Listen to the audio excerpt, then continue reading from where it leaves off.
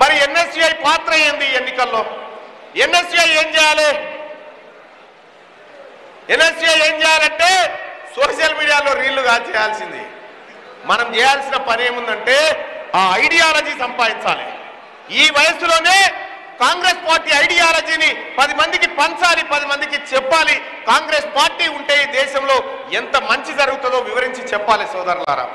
రేపొద్దుగాల ఈ భువనగిరి పార్లమెంటు నియోజకవర్గంలో అన్ని నియోజకవర్గాల నుంచి ఉన్నారు కదా, అసెంబ్లీ నియోజకవర్గాల నుంచి మీరు ప్రతి మండలంలో ఒక జట్టుగా తయారైపోయి మీకు అనుబంధంగా ఎవరెవరు ఉంటారు? స్కూళ్ళు, కాలేజీలు, టీచర్లు, లేకపోతే మీ ట్యూషన్ టీచర్లు, వాళ్ళు వీళ్ళు ఉంటారు కదా, వాళ్ళ దగ్గరికి పోయి సార్ మా ఆర్గనైజేషన్ గురించి నేను తెలుసుకున్నా, ఈ ఎన్ఎస్యుఐ ఈ కాంగ్రెస్ పార్టీ దేశానికి అవసరం అని చెప్పండి. అమ్మా నాన్నలకు తాతమ్మలకు పోయి చెప్పండి.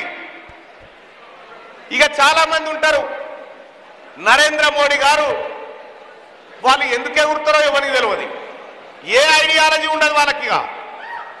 మీరు పోయి చెప్పండి ఏమంటున్నాడు నరేంద్ర మోడీ గారు, ముస్లింలకు ఇచ్చిన 4% రిజర్వేషన్ తీసేస్తారట. తీసేవాళ్ళకి ఇస్తారట, బీసీలకు ఇస్తారట. బీసీలకు ఆల్రెడీ 27 ఉంది, ఈ 4 ఇస్తే 31 అవుతుంది. రేపు పొద్దుగాల మన సోదరుడు చామల కిరణ్ గెలిచిన తర్వాత బీసీలకు 50% రిజర్వేషన్ వస్తుంది రాహుల్ గాంధీ రూపంలో. ఈ 50 పెద్దదా 31 పెద్దదా వివరించి చెప్పండి. ఇంకా అంతేకాదు ఉపాధి హామీ కూలిపోయేటోళ్ళ కలిసి చెప్పండి. మా నాయనమ్మనో తాతనో ఎవరో అన్ననో చెల్లెనో పోతా ఉంటారు కదా, కాంగ్రెస్ పార్టీ తీసుకొచ్చింది ఆ పథకం తీసుకొచ్చిన కాంగ్రెస్ పార్టీ రేపు ఉపాధి హామీ కూలి పైసలు 400 రూపాయలు చేస్తారట నెలకు, మాది బాధ్యత అని చెప్పండి కాంగ్రెస్ పార్టీగా.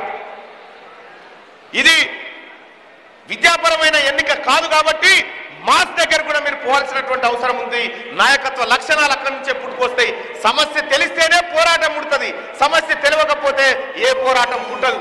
అందుకోసమే ఎన్ఎస్యుఐ కార్యకర్తలంటే ఈ దేశంలో అత్యంత గొప్ప వీర సైనికులుగా ఉన్నారు. ముఖ్యంగా బల్మూరు వెంకట్కి నేను హ్యాట్సాప్ చేస్తా. ఎందుకంటే ఎన్ఎస్యుఐని మరోసారి జీవం పోసి మొక్క లెక్క పెంచుకుంటూ ఇప్పుడు ఒక వృక్షం చేసిండు. కాబట్టి కాంగ్రెస్ అధిష్టానం గుర్తించి ఎన్ఎస్యుఐలో ఉన్నటువంటి లీడర్ ఎమ్మెల్సీగా ఉండాలి అని చెప్పి ఆయన గుర్తింపునిచ్చింది.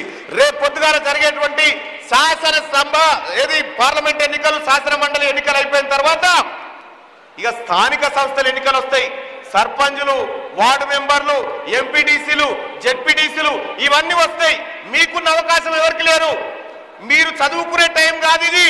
సమ్మర్ హాలిడేస్ లో మీకు ఒక ప్రాక్టికల్ లాగా దొరికిన ఈ ఎలక్షన్లు, ఈ ఎలక్షన్ ను పకడ్బందీగా వాడుకొని ఈ ఎలక్షన్ లో కాంగ్రెస్ పార్టీ అత్యధిక మెజార్టీతో గెలిస్తే ఇక్కడ ఉన్నటువంటి ప్రతి ఎన్ఎస్యుఐ కార్యకర్త కాలర్ ఎగరేసుకొని నా పార్టీ గెలిచిందని చెప్పి చెప్పుకోవడానికి అవకాశం ఉంటది.